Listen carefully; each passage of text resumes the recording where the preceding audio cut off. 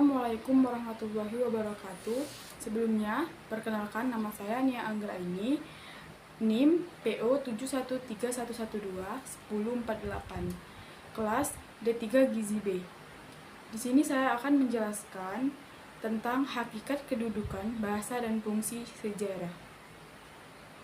Pertama, definisi bahasa. Sistem komunikasi simbol atau lambang yang dihasilkan oleh alat indera manusia.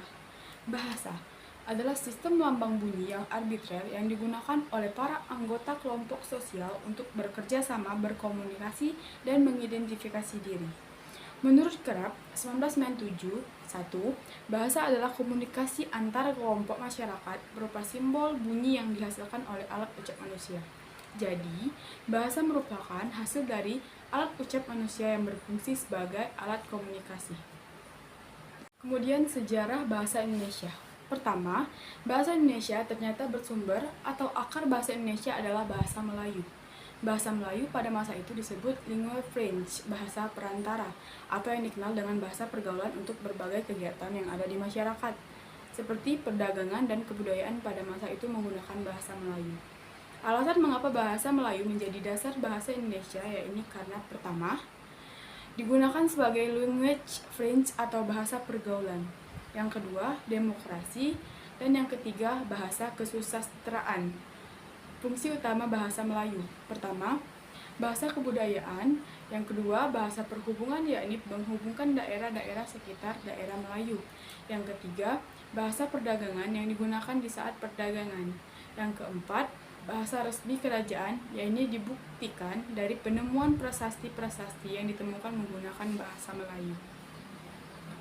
Bahasa Indonesia sebagai bahasa resmi kenegaraan dibuktikan dengan digunakannya bahasa Indonesia dalam naskah proklamasi kemerdekaan RI 1945 sebagai alat pengantar dalam dunia pendidikan, yakni sebagai bahasa pengantar di lembaga pendidikan, sebagai penghubung pada tingkat nasional untuk kepentingan perencana dan pelaksana pembangunan serta pemerintah, yakni digunakan dalam hubungan antar badan pemerintah dan penyebar luasan informasi kepada masyarakat, sebagai pengembang kebudayaan nasional dan teknologi, yaitu dengan menyebarkan ilmu pengetahuan dan teknologi baik melalui buku-buku pelajaran, buku-buku populer, majalah ilmiah maupun media cetak lainnya. Kemudian, peristiwa-peristiwa yang berkaitan dengan perkembangan bahasa Indonesia.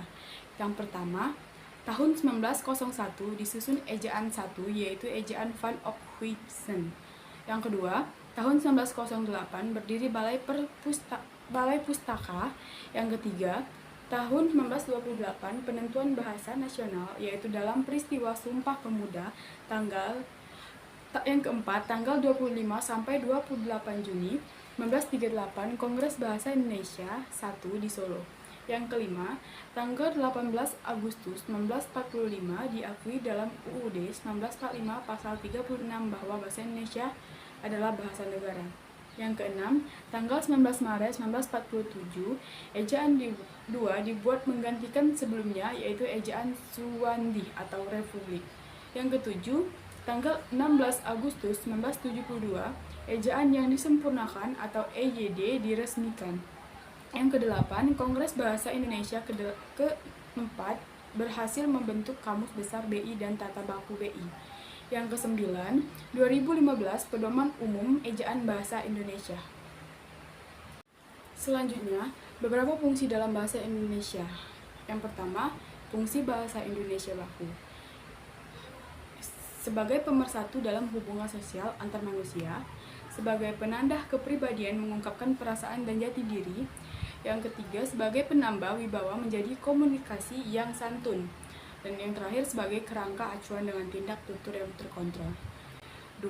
Secara umum, sebagai alat komunikasi lisan maupun tulisan, menurut Santoso dan kawan-kawan 2004, fungsi bahasa meliputi fungsi informasi, mengungkap perasaan, alat ekspresi diri, perlakuan terhadap antar anggota masyarakat, fungsi adaptasi dan integrasi sosial, berhubungan dengan sosial, kontrol sosial, indikator Kedudukan dan fungsi bahasa Indonesia sebagai bahasa nasional negara dan daerah. Bahasa nasional, bahasa Indonesia, adalah sebagai bahasa persatuan tercantum dalam Sumpah Pemuda. Fungsi 1. Lambang kebanggaan, kebangsaan, yaitu dibuktikan dengan masih digunakannya bahasa Indonesia sampai sekarang ini. Yang kedua, lambang identitas nasional, yaitu bukti dengan digunakannya bahasa Indonesia dalam butir-butir Sumpah Pemuda. Sebagai identitas nasional, para duta besar, para menteri luar negeri, presiden, dan lain-lain wajib menggunakan bahasa Indonesia ketika berpidato untuk merefleksikan kepentingan nasional. Yang ketiga, alat perhubungan. Alat perhubungan atau alat komunikasi digunakan bahasa Indonesia dalam berbagai macam media komunikasi, misalnya buku, koran, acara televisi, radio, dan lain-lain. Yang keempat, alat pemersatu bangsa Indonesia memiliki beragam bahasa dan budaya, maka harus ada bahasa pemersatu.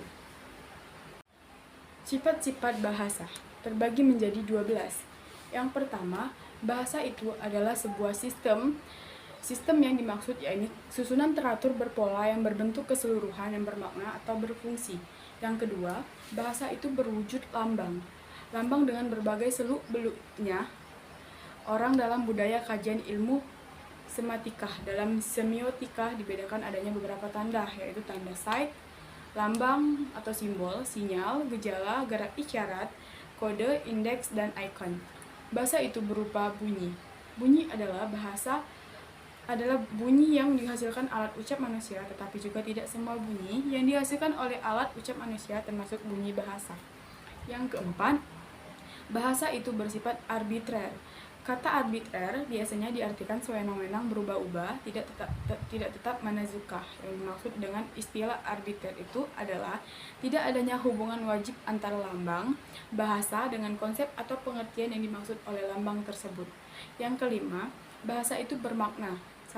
Salah satu sifat hakiki dari bahasa adalah bahasa itu berwujud lambang. Sebagai lambang bahasa melambangkan suatu pengertian, suatu konsep, suatu ide atau suatu pikiran yang ingin disampaikan dalam wujud bunyi itu, maka dapat dikatakan bahwa bahasa itu mempunyai makna. Karena bahasa itu bermakna, maka segala ucapan yang tidak mempunyai makna dapat disebut bukan bahasa. Yang keenam, bahasa itu bersifat konvensional. Artinya, semua anggota masyarakat bahasa itu mematuhi konvensi bahwa lambang tertentu itu digunakan untuk mewakili konsep yang diwakilnya.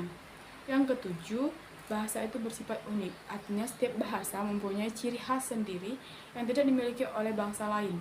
Ciri khas itu biasa menyangkut sistem bunyi, sistem pembentukan kata, sistem pembentukan kalimat, atau sistem-sistem lainnya. Yang kedelapan, bahasa itu bersifat universal. Artinya ada ciri yang sama dimiliki setiap bahasa yang ada di dunia ini. Misalnya, ciri universal bahasa umum adalah bahwa bahasa itu mempunyai bunyi bahasa yang terdiri dari vokal dan konsonan. Yang kesembilan, bahasa itu bersifat produksi. Bahasa bersifat produktif artinya meskipun unsur-unsur bahasa itu terbatas, tetapi untuk unsur-unsur yang jumlahnya terbatas itu dapat dibuat satu-satunya bahasa yang tak terbatas meski secara relatif sesuai dengan sistem yang berlaku dalam bahasa itu. Yang ke-10, bahasa itu bervariasi. Anggota masyarakat suatu bahasa biasanya terdiri dari berbagai orang dengan berbagai status sosial dan latar belakang budaya yang tidak sama karena perbedaan tersebut. Maka, bahasa yang digunakan menjadi bervariasi. Yang ke-11, bahasa itu bersifat dinamis. Bahasa tidak pernah lepas dari segala kegiatan dan gerak manusia sepanjang keberadaan manusia.